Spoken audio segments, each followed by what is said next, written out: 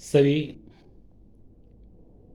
साधकगणों को, धर्मावलंबियों को, सनातन धर्मियों को और मित्रों को मैं नमन करता हूँ और आग्रह करता हूँ कि आप मेरे चैनल संत लाल झा सुमन को लाइक करें और सब्सक्राइब करें, ताकि नित्य मैं प्रभु के चरणों में अपने आप को समर्पित करते हुए धर्मशास्त्र के विषय में जो जानकारी मेरे पास प्राप्त होती है उसे आपके समक्ष रखूं, मंत्रों को रखूं, ऋचाओं को रखूं, श्लोकों को रखूं, ताकि हमारा, आपका, पूरे परिवार का, समाज का कल्याण हो। इसी श्रृंखला में आज हम सभी बात कर रहे हैं आश्विन मास के पूर्णिमा के विषय में। आज यानी आश्विन मास की जो पूर्णिमा होता है वह बड़ा ही प्रसिद्ध है हमारे इस देश में। धर्मशास्त्रियों ने कहीं इसे कोजागृति नाम से उजागर किया है। ऐसी मान्यता है कि माता लक्ष्मी इस भूतल पर आती हैं रात में विशेष रूप से, और यह जानने के लिए कि कौन जाग रहा है, कौन मेरी पूजा कर रहा है। जागने का मतलब सिर्फ रात्रि जागरण नहीं है, आध्यात्म का चिंतन कौन कर रहा है, आत्मा चेतन में कौन लीन है, आत्मावलोकन कौन कर रहा है, उसे माता लक्ष्मी धन देती हैं। यही कारण है कि कोजागृति को ही लोगों ने नाम दिया, जिसको अपभ्रंश रूप में कोजागर व्रत कहते हैं, कोजागर पूजा कहते हैं, जो आश्विन मास के पूर्णिमा तिथि में मनाया जाता है। विशेष रूप से निशीथ व्यापनी तिथि ली जाती है। और भगवती ने कहा है, निशिथे वरदा लक्ष्मी कोजागर तीति भाषिणी जगति भ्रमति तत्स्याम लोक चेष्टा वलोकिनी तस्मै वित्तम प्रयच्छामि को जागृति यो जागृति महितले। भगवती उसे धन देती हैं, सभी संपदाएं देती हैं, सभी अभिष्टों की पूर्ति करती हैं। इसी यही कारण है कि माता लक्ष्मी के साथ इंद्रदेव की भी पूजा करने का विधान है। कोजागर व्रत में, पूजा में, यानी आश्विन मास के पूर्णिमा में। कहीं कहीं इसे शरद पूर्णिमा के रूप में भी मनाया जाता है ब्रजमंडल में विशेष रूप से, और कौमुदी महोत्सव के नाम से भी यह शरद पूर्णिमा या यह कहिए आश्विन मास की पूर्णिमा प्रसिद्ध है। सबकी अलग अलग मान्यताएं हैं। तो यह व्रत, इसमें माता लक्ष्मी के श्री सूक्त का पाठ निश्चित करना चाहिए।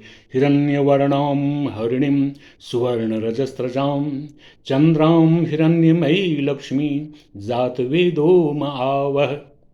यानी श्री सूक्त का पाठ निश्चित करें, पूरा पाठ करें, और माता लक्ष्मी की पूजा करें, इंद्र भगवान की भी पूजा करें साथ में। लक्ष्मी धनदा हैं, निश्चित धन देती हैं। इसके बाद दूसरे दिन व्रत का पारायण करें, ब्राह्मण को दक्षिणा दें, उन्हें उत्तम भोजन से कराएं। खास करके इसमें खीर बनाने की प्रथा रही है, उसे बनाएं। और अंत में जो है, पूजा के अंत में कमलगट्टा से बेल या पंचमेवा अथवा खीर द्वारा दशांश हवन करने का विधान है, यानी जितनी माला आप जाप करेंगे उसका। इसमें कथा आती है। मगध देश में एक वलित नाम के अयाचित ब्राह्मण हुआ करते थे। अयाचित उस ब्राह्मण को कहते हैं जो किसी से कुछ मांगते नहीं, गांव में भ्रमण करते हैं भिक्षाटन के लिए। जिसने जो स्वेच्छा से दे दिया स्वीकार कर लिए, नहीं दिया नहीं स्वीकार किए। ब्राह्मण व्रती थे, धर्म को मानने वाले थे, आध्यात्म के चेता थे। उनकी पत्नी चंडी ठीक विपरीत थी, कर्कशा थी, ब्राह्मण के व्यवहार से क्षुब्ध रहती थी, क्योंकि ब्राह्मण अयाचित थे, मांगते नहीं थे, जो जिसने दे दिया स्वीकार कर लिया उसी से जीवन यापन करते थे। चंडी इन पर बड़ी नाखुश रहती थी, दिन रात शापित करते रहती थी, और हमेशा हर जगह सर्वत्र अपने पति का निंदा ही करती थी, और उकसाया करती थी ब्राह्मण को, वलित ब्राह्मण को, आप राजा के यहाँ जाइए, जैसे भी हो, चोरी करके हो या जैसे भी हो, आप वहां से धन लाइए ताकि हम सुख से रह सकें। एक दिन की बात है, आश्विन मास के कृष्ण पक्ष में श्राद्ध का विधान है हमारे यहाँ, जिसकी चर्चा मैं पहले कर चुका हूं। तो ब्राह्मण श्राद्ध के लिए पिंड वगैरह व्यवस्था करके रखे थे। क्रोध में आकर चंडी ने, यानी ब्राह्मण की पत्नी ने, उसे फेंक दिया। इससे ब्राह्मण बड़े दुखी हुए और ब्राह्मण ने घर को त्याग दिया, छोड़ दिया, चले गए जंगल में। वहां पूजा पाठ नियमित करते थे, जीवन यापन कर रहे थे। वहीं उनकी मुलाकात नाग कन्याओं से होती है